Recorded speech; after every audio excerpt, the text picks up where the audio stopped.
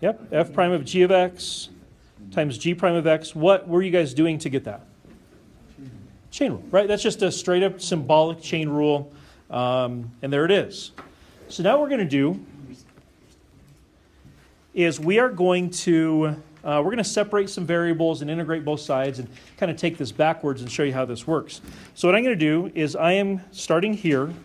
I'm going to multiply both sides by dx. So check this out. It's going to be, when I do that, it's going to be d of f of g of x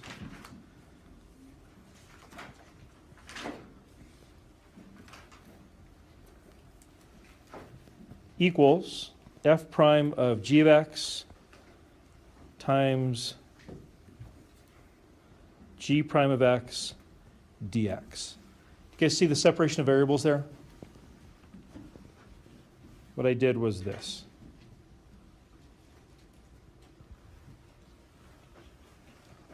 Okay, so you guys suggested earlier that if I'm really going to do this, I need to do an antiderivative of both sides. So that's what I'm going to do. So I'm going to go antiderivative of both sides. And what I'm going to do is I'm only going to really do something with the left side. So doesn't the antiderivative cancel out with the differential?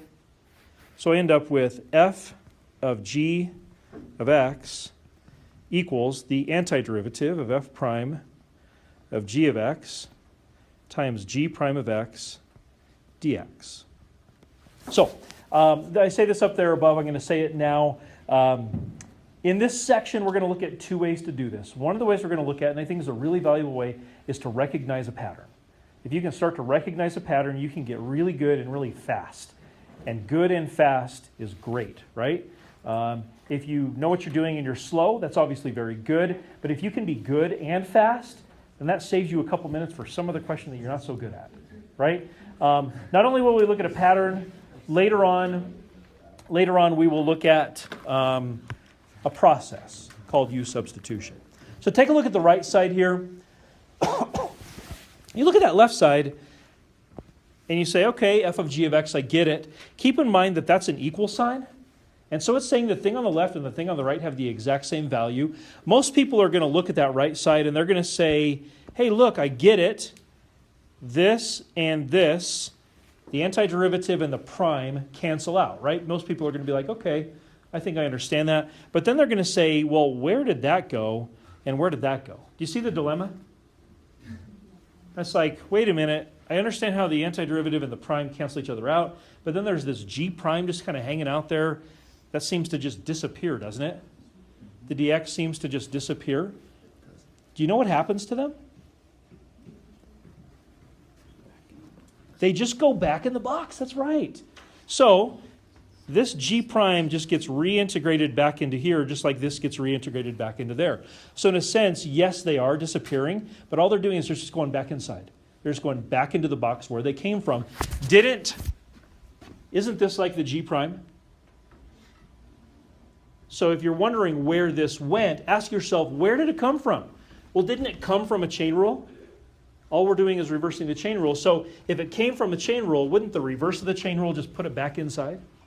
And that's why that 2x in this case, or the g prime in that case, seems to just disappear. It's not really disappearing, it's just going back inside. Okay, is this making sense a little bit? Okay, let's see what's up next. I want to get to some examples. I think it's the best way to do it. Okay, so here, this is just talking about the pattern right here. I'm not too worried about that. So we're not going to worry about U substitution yet. We are going to do this one right here. Yes, number one. Let's do some examples. These will be really, really good. I want to help you guys see this pattern here. We're going to pretty much do straight up just pattern recognition for a little bit here, and then we'll get to that U substitution thing I mentioned a minute ago. So I want to let you guys know, looking at number one. Number one, you have options. Can I explain your options? Option number one, not necessarily the best option. If you wanted to do this,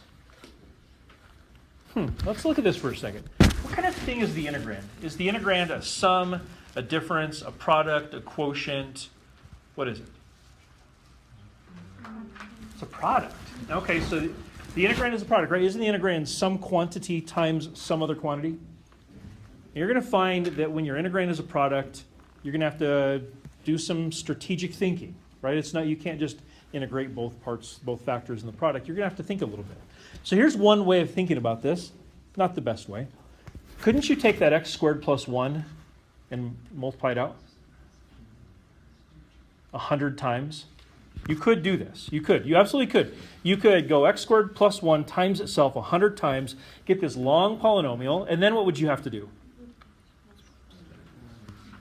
What about the 2x? Multiply it. It'd still be a product. Yeah, wouldn't you need to multiply it in? Wouldn't you need to then distribute the 2x across all those terms you got from going x squared plus 1? This is not sounding like, bless you, a very efficient way, is it? So the more efficient way is to use this pattern that we're talking about. So here's what I want you to think about. Here's the pattern. If you look at an integrand and you say, hey, you know what? That integrand is a product, and just as importantly, one of the factors in the product is composite, then we're going to be able to use this pattern. Is one of the factors a composite? A function within a function. Yeah. Which one is? X squared plus 2, 1 to the 100th. X squared plus 1 to the 100th, right? That's a composite, right? So within that composite, let's break this down a little bit further. Within that composite, what is the outside function? The 100th power, right? Something to the 100th, right? What's the inside function? X squared plus 1. All right, so here's your pattern. If you look at an integrand like that, you say, hey, it's a product and it's got a composite. What you want to identify is the inside and the outside, like you just did. And you want to ask yourself a really important question. Is the derivative of the inside the same as the other factor? It is, right? So you look at that and you say, okay, x squared plus 1, the derivative of that is 2x. There is that other factor right there. Okay, so this is actually set up really well. This chain rule has been done correctly. Here's all you have to do. Here is your antiderivative. We would write x squared plus 1 to the 101. We're just going to anti-differentiate that outside. When you use the power rule for integrals, when you add 1 to the exponent, what do you do with that new exponent?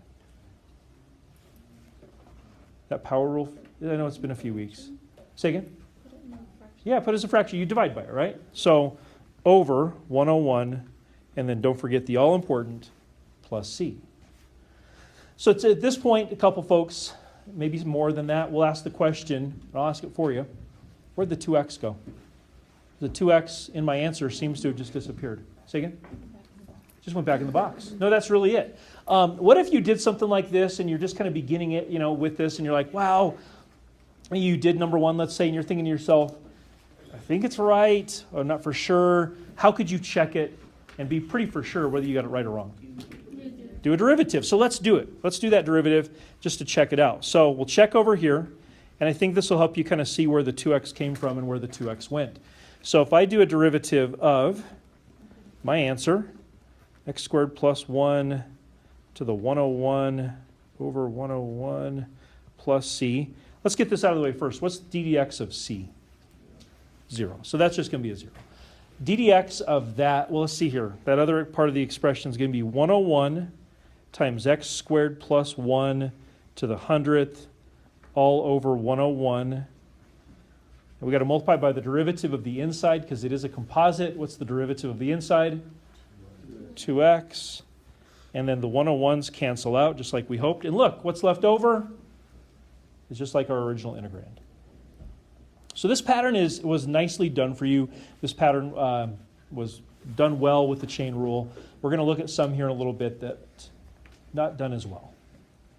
In other words, this guy Timmy that I just referenced a few minutes ago, he's going to make some mistakes. So we look at a question like number 1 in the future. Like in the future, I might say, hey, with number 1, did Timmy mess up? And you would all say, nope, he didn't. He did a perfect chain rule. We reversed it and we're good. Right? Timmy. I don't know where the word Timmy, the name Timmy came from. It just popped into my head many years ago, and it's endured this whole time. Okay. See the pattern? Starting to see it maybe a little bit? Okay. Let's take a look at number 2. Number 2 is the antiderivative of cosine 5x. We'll do a lot of practicing with this on Monday as well, so don't feel like we're going to try to cram all this in today. Okay, so number 2, cosine of 5x. There we go. Okay, so you look at your integrand, and you want to notice some stuff, right? You want to notice important things with our integrand. The most important thing I think you should notice here is that the integrand is what type of function? Say again? Composite. It's composite, right? So you've got a function within another function. Within this composite function, what's the inside function? 5x. What's the outside? Cosine. Okay, so you've got a composite, and so this is where we'd want to think about that pattern. You guys identified the inside as 5x, and here is where we try to recognize this pattern. You want to ask yourself this question. Is the derivative of the inside the other factor in the integrand? So first of all, what's the derivative of the inside? 5. So is 5 the other factor? Is there a 5 being multiplied times that composite? No. So we would say Timmy messed it up. Timmy messed up the chain rule. And so the good news for Timmy is even though he messed this up, we can fix it. And I want to show you how we fix it. This is very much of a pattern recognition. A lot of books, a lot of classes will just teach straight up what we call U substitution. I think this pattern recognition is faster. That's why I'm taking a little bit of time to do this. Here's how we fix Timmy's issue. Let's review. The inside function was 5x, and the derivative of that was 5, right? In order for this to be a perfect chain rule pattern, that 5 needs to be the other factor in the integrand. And it's not. Timmy messed up. Here's how we fix it. We just put it in there. We just multiply by 5. And now it perfectly fits the chain rule pattern, doesn't it? Does this not sit well with anybody? Doesn't it seem like we're cheating in some way? We can't just multiply something by 5 and be like, oh yeah, it's the same. Johnny, what should we do to balance this out? Well, couldn't the first equation could have been sine 5x over 5? And he would have been. Oh, okay. Now you're just jumping some steps on me. Yes, check it out. If you multiply the inside by 5, how would I balance this out? Say again? 1/5 on the outside. Yeah, just balance it out by dividing by 5, or you could, I think 1/5 times the outside is the better way to go. So think about what I've done. Isn't it, hey guys, listen please. Isn't it legal for me to move this 5 constant factor? Isn't it legal for me to move that in or out of the integrand? So in reality, what have I multiplied by? 1. I haven't changed anything. I've just changed the form of it, but not the value of it. So to complete this antiderivative, here's what I would do. I would recognize that this 5 is just going to go back inside. It's going to disappear, if you will. Same with the dx. And the only thing I'm going to anti-differentiate is cosine. What is the antiderivative of cosine? Sine, right? Yeah, positive sign. Yep. So sine of 5x. The 1/5 does not go anywhere. And then don't forget your plus c. 1/5 sine of 5x plus c. If you have any questions about whether that's right or wrong, what could you do to check it? Derivative. Yep. Hey, at this point, I want to share something with you. Long time ago, different school, taught out of a different curriculum, different book, and they had all sorts of like cutesy little names for the topics and the sections in the book. And with this particular topic, the title of the little section, the title of the unit on this, I kid you not, the title of it was Integration by Guessing. Doesn't that seem strange? Integration by guessing. That seems like something you would not be doing in a math class, probably. Integration by guessing. The idea was simply this. It was not just random guessing, it was educated guessing. So what they would have you do in this particular curriculum is they would have you guess an answer, check it by a derivative and figure out by what factor you were off, and then fix the factor, right? Like multiply by 1/5 in the end. It was a really valid way of doing it. Students got really, really good at it. I was not comfortable ever with the word guessing. I think we all understood what it meant. But that's kind of what we're doing here. We're looking at what Timmy did or didn't do, and we're saying, oh, you made a mistake. We need to fix it, and then we fix it. Yes, ma'am. So when we are checking it, are we supposed to get cosine 5x, or are we supposed to get 5 cosine? You should get the exact same thing you started with in the integrand. Let's check it real quick. So if I did do a check, I would do d dx of 1/5 sine of 5x plus c. Of course, ddx of c is just 0, so we're going to just move past that pretty quickly. ddx of sine of 5x, the 1/5 is not going anywhere. Derivative of sine is cosine, so it'd be cosine of 5x. Then you'd multiply by the chain rule factor. The derivative of the inside is 5. The 1/5 and the 5 would cancel out. You just end up with cosine 5x. That make sense? Okay. So I think I'm going to help you a little bit with 3, but I'm going to let you guys try this for the most part on your own. So number 3. Let's just do this. You guys see the need to change the radical over to a rational exponent? So let's do that really quick. Give us x squared, parentheses, x cubed plus 1 to the 1/2 dx. And I hope at this point you can see the pattern starting to emerge. You've got a product. You've got a composite part of that product. See if you can see the pattern. You might kind of fall flat on your face here, and if you do, that's fine. You might be perfectly successful. That's obviously fine too. I want you to try this, okay? So try it, work together as needed.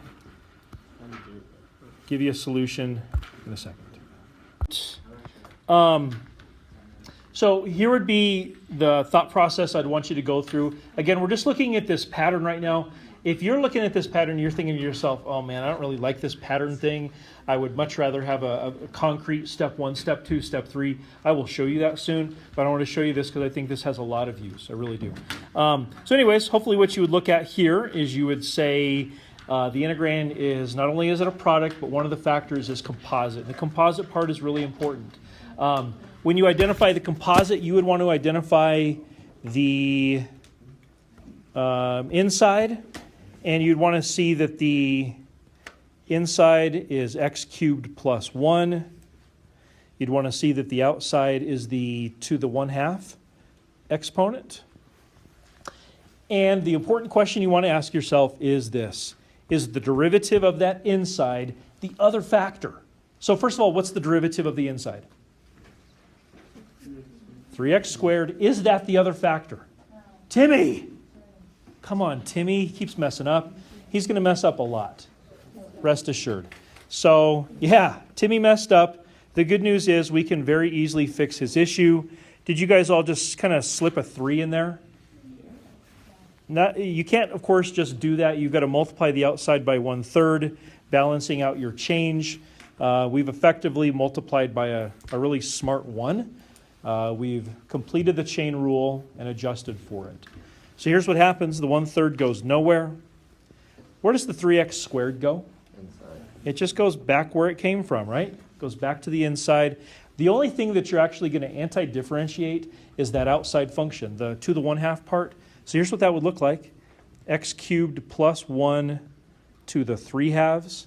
And then you divide by 3/2. I personally usually just write it out front as a reciprocal factor. So times 2/3. Don't forget your plus c. This works out to be 2/9 x cubed plus 1 to the 3/2 plus c. Okay, so take just a minute, pause, reflect. You guys took, I don't know, about 5 minutes or so to work on that one. How did it go? I'm not asking for, hey, I did terrible or I did great. I'm not asking for reactions like that. Just personally reflect for a second. Ask yourself, how did I do? Like if you went through that process, you got the pattern right, you finished up really well, and you got the right answer and you understand it, that is awesome. That's really, really good. You're picking it up quickly.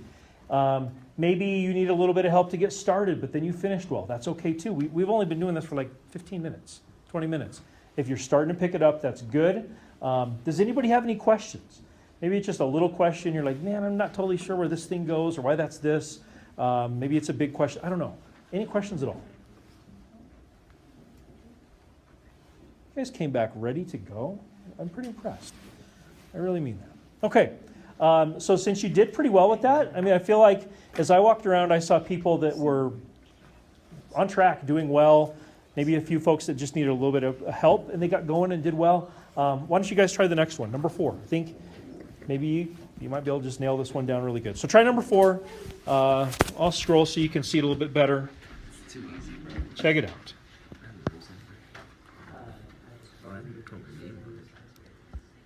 Okay, hey guys, let's take a look at number 4.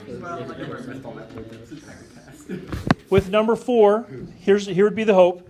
You would look at number 4 and you'd identify this as the inside part of the composite. You would identify that as the outside part of the composite. And hopefully you're starting to get into the swing of things with this pattern.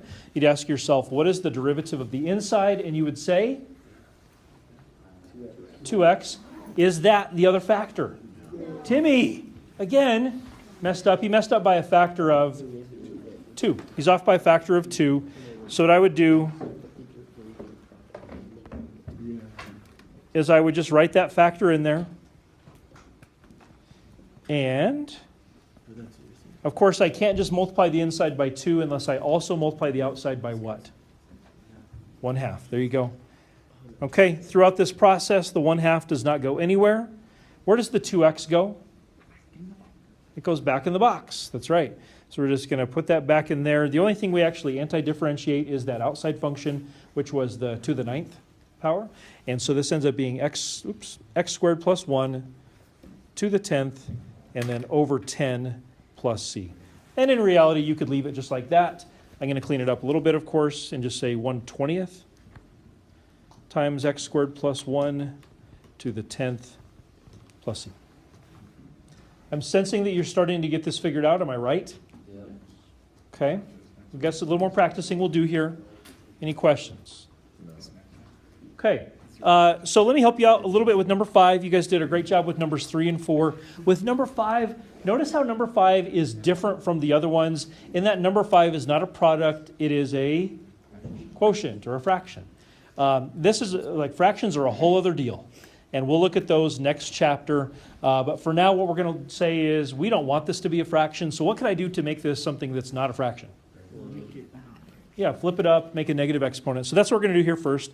We're going to say this is really the integral of x squared, parentheses, 4 plus x cubed, all to the -5th dx. And now perhaps that we've done that, you can see how this really does kind of fit the pattern of what we've been doing. We've transformed it from a quotient into a product.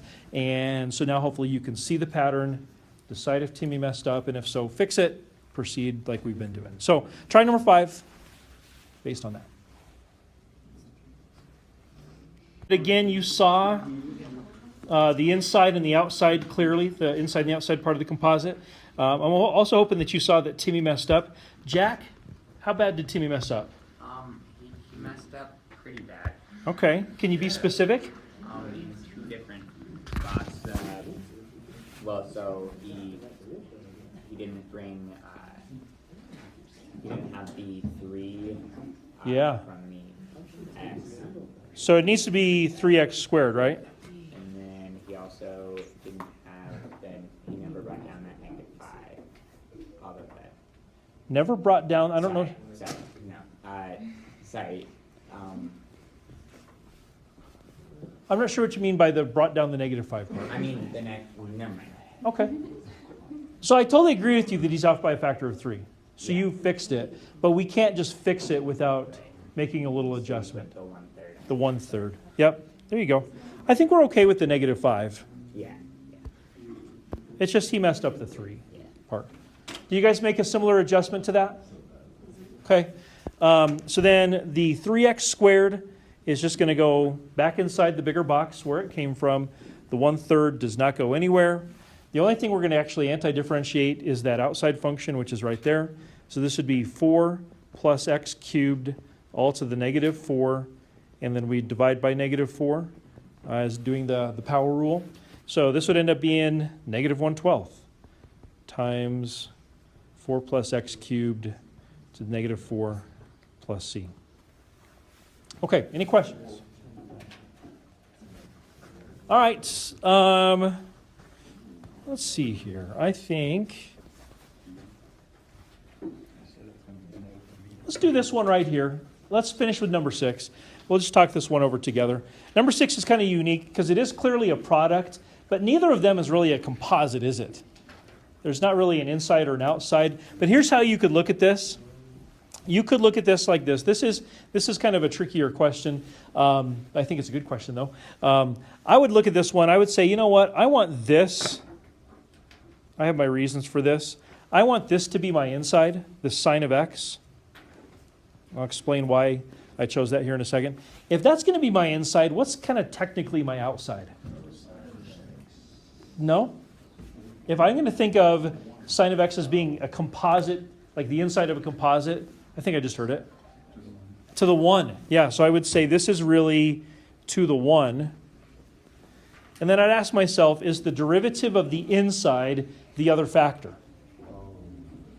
What's the derivative of sine? It is. Do you see how I turned this into a composite like we've been doing? I just made it to the first power.